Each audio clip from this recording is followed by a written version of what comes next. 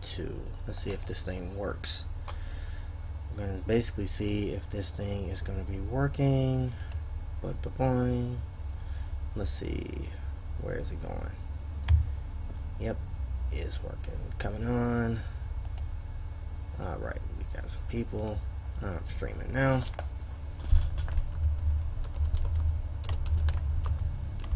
Let's see how people liked it. Let's see. If anybody's out there, please let me know that you're hearing this. If not, let's see.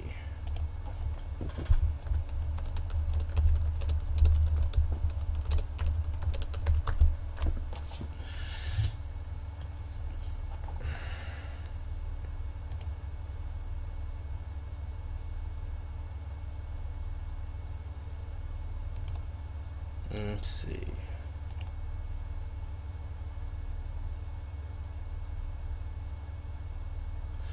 Alright. I'm going to start talking in a minute. But I figure I might as well put some extra little commentary up there. Just something to enjoy. See how people like it. Hopefully people start streaming in. Probably get a good 30 minutes or an hour out of this, basically.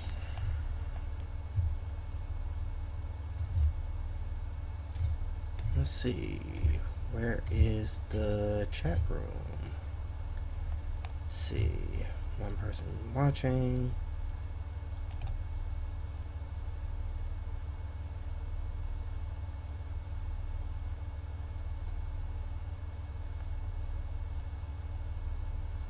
Let's see.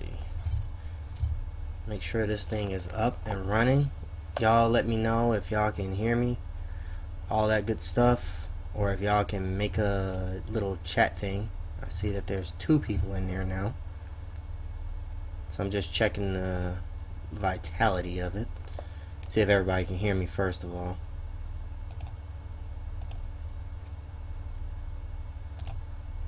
Okay, so y'all can hear me. Howdy folks, this is Jagos, and if you probably don't know much about me, I have been doing a lot of work in the gaming industry, and basically I also do politics, and I've been doing a lot of things that have been talking about politics all over the place. I also go to Lefty Poll a lot, so that's probably where you guys are hearing this. So I know Xizzy and some of the other people, such as Comrade Yui. Unfortunately, it doesn't look like they're on the Mumble server tonight, so I can't really sit here and try to get into a conversation with them. But if you know me from my other YouTube channel, I talk a lot about video games. And a lot of people think that, well, if you talk about video games, you probably don't know much about politics, which is really a misnomer in any way, shape, or form. Now, more than likely, I've been trying to sit here and set up a YouTube channel or a YouTube radio station network. One of the biggest influences of this was, say, KPFK, Pacifica Radio. I know some people probably haven't heard about that, but the fact of the matter is, Pacifica Radio is kind of a progressive progressive radio station that you really don't hear because 90% of the media is basically a right-wing kind of thing going on. So one of the things that I tend to do a lot of is get a lot of progressive discussion about things from, say, Pacifica Radio that I sit here and spread in other ways, shape, and form. I'm getting something from Solar Aquarian also in the chat room. So you're gonna probably hear me talk or typing. So I'm trying to figure out some other things. Well, hey Comrade Yui, it's just my first little stream.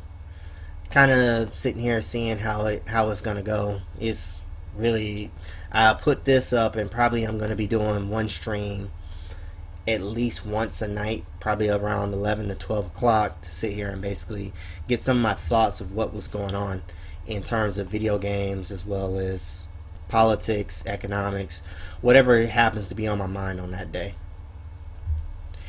I'm Jamuse. Jamuse. Yes, Comrade Spook Professor. I have many different names. So, I just recently started this one. I just recently started this YouTube channel and decided, why the hell not? Just might as well start with the stream and see where it's going to go, what's going to happen with it. And I'm probably going to be doing a lot more streaming in the near future to basically get a lot of things. Well, either way. So, yes, Shlomo. Debt is the basis of a capitalist economy, and it depends on who you get it from. In America, we get our debt from all the black people that basically have to get into it. I don't know about Vamoose the Jamoose, but I get your point. So, basically, testing stream. I mean, if y'all have anything that y'all probably want to talk about, y'all should probably let me know. So,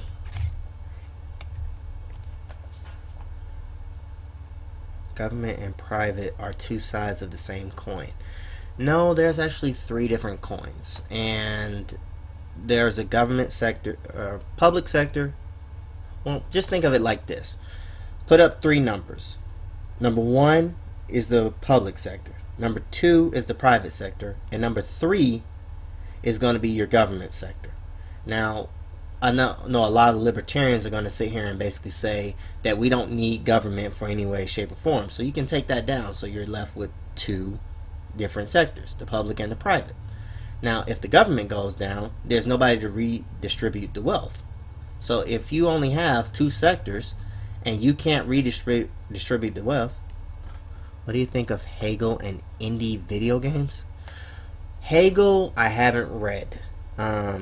I've been working on Marx and Capital for the last few months. In terms of what he said, I've been actually looking at SWTP UK in regards to what's been going on with his dialectical materialism and how it's different from Karl Marx. Marx basically said, well, he didn't go far enough into what was going on with dialectical materialism. In regards to indie games, I was part of Gamergate for so long, and I have criticisms of KIA, which really has to sit here and be discussed, because I think that all of them have pretty much been taken over by right-wing talking points, and there's a stranglehold on left-wing talking points. When people talk about video games, such as me, I sit here and I try to do it from a dialectical perspective. If you look at my main channel, my Jagos channel, you can actually see that I have a lot of criticisms of, say, Capcom or KG Inafune, but I do it from a dialectical perspective. Not a lot of people are going to really know that unless they know me. So I try to sit here and hide that stuff. But 13th Regen, the problem with Gamergate is that it got taken over by the right wing, and that's liberals and conservatives. There's really no socialists or communists in it anymore, and they don't have that thing around. Now, I've been looking at KIA, Kotaku in action, and they basically have all these right-wing talking points. You can only talk about social justice, not understanding that that brand of feminism has been having a stranglehold for the last 20 years, and it's kind of a corporate or / market feminism. They can't sit here and understand that other brands of feminism actually exist. And like when I sat here and put that on Lefty Poll, like one of the recent ones, we have libertarian socialist rants going against Sargon of Akkad, and Sargon is kind of exposing himself as a useful idiot of the pole right wing identity politics. Like Gamergate should have been about the corporate media that has just basically fucked over gamers. But nobody's really doing that stuff. The problem is, everybody is basically talking about just, you know, let's just sit here and try to go against every last feminist. And it's like, that's impossible. If you really think about it, what is causing them to sit here and go after gamers when they didn't really think about gamers in the first place? Well, that's basically going to be the publishers against the developers who are in line with the, gamers themselves. Well, okay, Solar Aquarian, there is a public, there's a private and outside, but I kind of sit here and say it as like public, private, and government, because all three can be all over the place. But I'll have to look at what you're saying a little bit later. So you're giving me a link to concertedaction.com on the IRC channel, so I have to see that. Let's see. I'm gonna click on it. Blank PNG. My main point was supposed to be that you take away the government, you take away the public, and then you have the private sector that gives you the middle finger. That's basically what my point was. Let's see. Concertedaction.com. U.S. financial balances. Now, forgive me if I don't really show anything. There's other ways to change the industry, but it actually needs a lot of gamers to get collective action, and unfortunately they're lazy as hell. It's not really about loyal citizens or even taxpayers. It's how do you sit here and get a government that's going to sit here and work in your best interests over Valve? So that's really what fucks over everybody. Like one time on KIA, I was trying to sit here and tell people we should get unions for game publishers. A lot of people shot that thing down because they're still class cucked, basically. The problem is a lot of people don't really think about, okay, you have Capcom that's a publisher, you have EA that's a publisher, you don't have Activision that's a publisher, and none of them think about gaming or developers or workers or anything like that. Well, there's some gaming communes, but when you get into the indie market, they got taken over by SJWs. It's a whole bunch of, the only people that can really get in are people like with a lot of connections, and those tend to be liberal minded instead of the gaming working class minded. The working class people aren't really in the gaming industry. You have a lot of development that's going in Seattle as well as California, so that kind of tells you where all the gaming industry people are and the devs. You're not going to get that, say, in New York or anything like that, or Florida, because they already have a lot more problems that they got to sit here and solve, and their industry goes elsewhere. Gaming tends to be on the West Coast. There's a little bit in New York, but that's a whole dialectical in another way that I really can't get into because I haven't looked into the industry quite as much as I should have. So that's the problem with that. It's really Master Tegan. Being a game dev is fucking terrible in terms of working conditions. It's really a wonder that such conditions haven't caused unionization purely out of common necessity. The reason for that, EA got big in 2008 from the fact that they needed to unionize and keep people elevated on that. Okay, you're asking me any idea what measures publishers take to put down unionization and such? Well, with EA, when they got that from the EA spouse thing, what happened is that they shipped the jobs and everything to Canada. That's what happened when they got that pressure. Now, developers get paid a lot, but they get laid off quite a bit. So they don't really have those stable jobs. What would cause them to unionize is going to be the same thing as any other industry. They have to sit here and recognize their own class conscious. And yeah, YouTube is delayed by like a minute. So I'm reading that. So, Comrade Yui, I'm going to get to you in a minute, but we're going to try to answer Master Tegan's stuff first. Unionization is quite difficult because none of them have recognized their own class consciousness. That's basically what the best way that I can assess. You only have 5 developers that are really that big. EA, Activision, Ubisoft, Capcom, and Capcom I've gone on about a lot, but all of that stuff still applies to other industries. What's happening is you have a lot of workers, they are basically free labor until they sit here and find a new job, and they don't get paid that much. I think they get paid what, 13, 14 an hour for for certain jobs. If they're a lead producer, they get more. So to get shipped, moved to another place, the stresses and strains of game development, after a 2-year project, they get laid off, but they're getting just enough money to survive for a while. So they're basically, going from one free labor section to another free labor section. They're building up skills, but they can't sit here and keep those new jobs. That's kind of more or less why unionization is down. The more that you can divide the working class from one to another, then the more that they're not going to sit here and recognize what is in their best class interest. Now, in terms of the games that I've played, I play a lot of Warframe.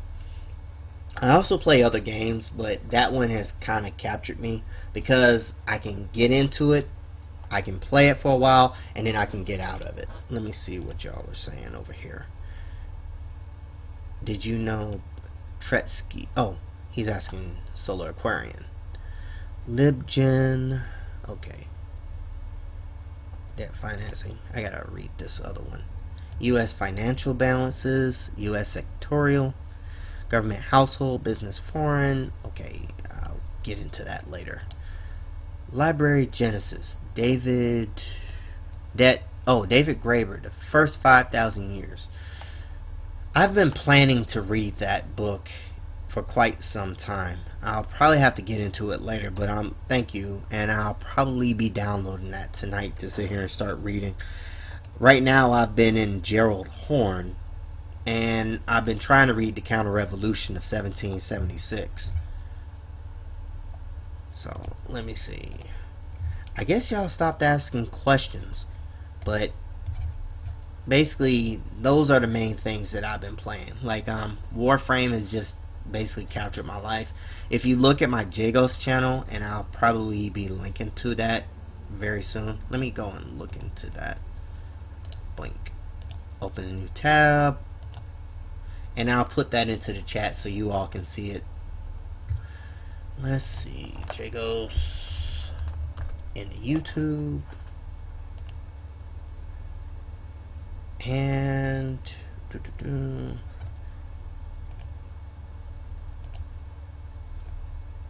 here's one of the games. This is Warframe, basically.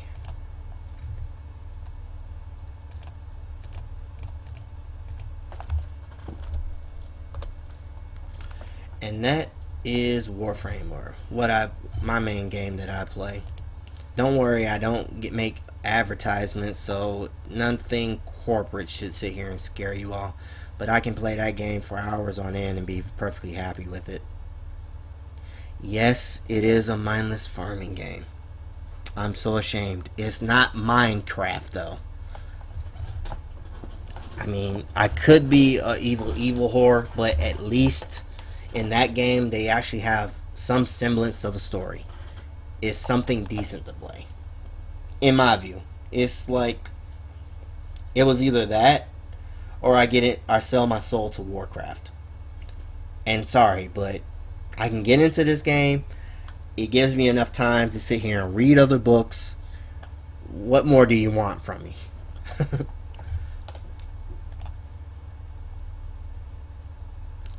Debt affects private economy massively.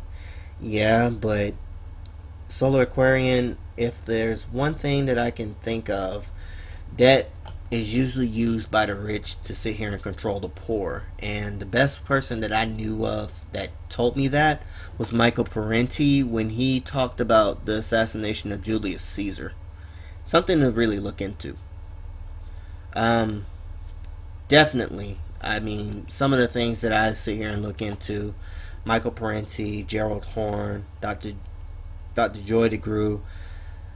I look at a lot of philosophers and think people like that, and I know David Graeber because of his work with Richard D. Wolff. But the fact of the matter is, there's plenty of people to sit here and look into. Definitely, I can't put as many people as I want onto Lefty Poll as I used to in the old days because not a lot of people were very interested in learning these alternative forms of history. Like, for example, the book that I'm reading is about how, well, Master Tejan, Warcraft for me, I don't really. When I first got into saw it, I knew that it was going to be cracked for me, and I couldn't sit here and subscribe. That was the reason why I never got into World of Warcraft. And before that, I was in the Warcraft 3, which was you pay $60, you get the damn game, you're done. I don't need to sit here and pay for a monthly subscription. And at the time, I only had dial-up internet because I was overseas. So the fact of the matter is, that stuff wasn't sitting here and working for me. There was no way in hell that I was going to get that. Thank goodness. And now it's like a lot of them are what, third party free to play games. They sit here. I'll tell you right now, I've probably put a lot more money into Warcraft than I should have. But the fact of the matter is, it's a really decent game. In terms of, you can be a space ninja. That's probably the biggest thing that I've seen. And I tried to get into Firefall. I was playing for a while Ragnarok Online on a private server. I mean, there's plenty of games that I play that are mindless farming games. But the fact of the matter is, for now, Warcraft is the main one that basically has captured me. If I remember correctly about Warcraft, Comrade Spookfester, it's the fact that Warcraft, the old nostalgia groups, are different from what people want now. What people want now is the older stuff. And so people are going and getting onto these, like, custom servers that are in Czechoslovakia or whatever, the Czech Republic. I shouldn't have said Czechoslovakia, but anyway, Czech Republic. What's happening there is I have somebody that I know that basically plays on this server because it's the old nostalgic ones that Blizzard is no longer funding or doing anything with. And they're making private servers of WoW right now too. But the fact of the matter is just the fact that what's going on with the servers is Blizzard is no longer catering to the older players anymore. They're trying to cater to the new players, but they don't have any diverse servers, and they don't try to sit here and diversify their fees, which kind of messes them up really badly. I mean, how are you going to sit here and justify playing on this new server that has all these features that you just don't want? It's ridiculous. So people are going back to these old servers that they got all their friends and all their groups with, and the basic fact of the matter is, RuneScape responded by making a separate official server that has the content from 2007, and it's growing faster than the actual game. Well, I mean, nostalgia is, you can't beat your own history. You did something that was really great in that time, but the fact of the matter is, not a lot of people can sit here and beat what you had already done, or they got used to this stuff and maybe you went in a different direction entirely as a game. And the fact of the matter is, this stuff sucks. Like, I'm not sure. I haven't played WoW, so I can't criticize. But it's just from an economic perspective. That's how it looks to me. They're sitting here and trying to fight their past instead of learn from their past and cater to the people that in that new market. Debt affects private economy massively because it needs to be paid back, and when it needs to be paid back, it'll hurt. No, well, Solar Aquarian in the IRC is basically making an argument about wage slavery, but I don't think he's quite understood it. But okay, that's just my view on it. Go ahead and see what that filthy trot, one of the liberals' big campaign promises. They actually ended up campaigning to the left of our Soc Dem party, the NDP, causing a big hubbub among the NDP rank and file. So, I'm reading two chats. I'm basically making sure that your chat, I'm answering the questions of the chat as well as looking into the chat on IRC in the bunker jam. I'm still trying to figure out what happened to the NDP. I just saw that the NDP of Canada, some of their stars are actually going liberal.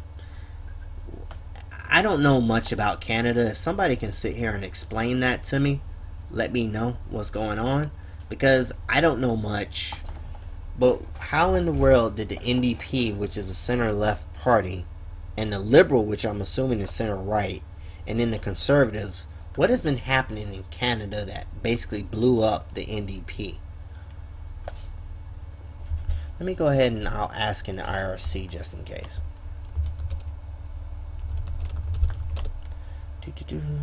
Why is the NDP? So why is the NDP blowing up? Just in case. So I don't know. Hopefully you all got a sense of what exactly is happening on this channel. I'll try to sit here and answer some questions, criticisms, comments, commentaries, and basically try to do this on a more universal basis, so that way we can sit here and try to have more left-wing kind of points of views of things that are going on. Let me go ahead and change the basic info though and put the first stream tests, see how things go. So normally I'll try to sit here and get a stream going this same time every day, so that way if you do miss anything that's going on, you can at least know that, you know, there's going to be a stream, there's going to be commentary, there's going to be comments, things like that.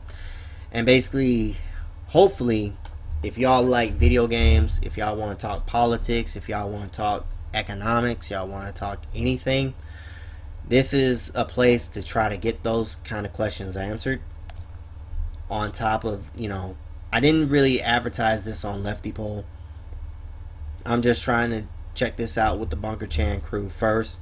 Then if this becomes a regular thing, hopefully we can sit here, set it up so that there's other people that come in, talk more, sit here and find out what's going on.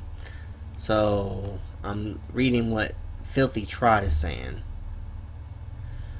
The leadership under Tom Mulcair tried to say that they lost because of their stance on the Islamic headwear. Some bought it, most didn't. The NDP has been going slowly right-wing since late in the 2000s, even striking the socialist parts of the charter, like the abolition of poverty. Now there's been some backlash. Mulcair lost the no confidence vote to the vote. Oh, great.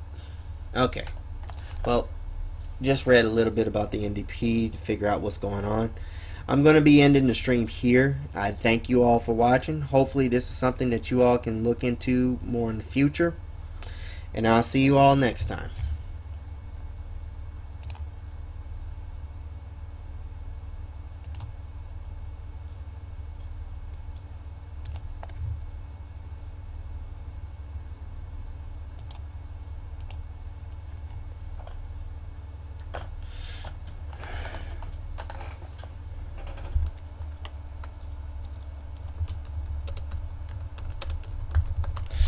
going. Yeah.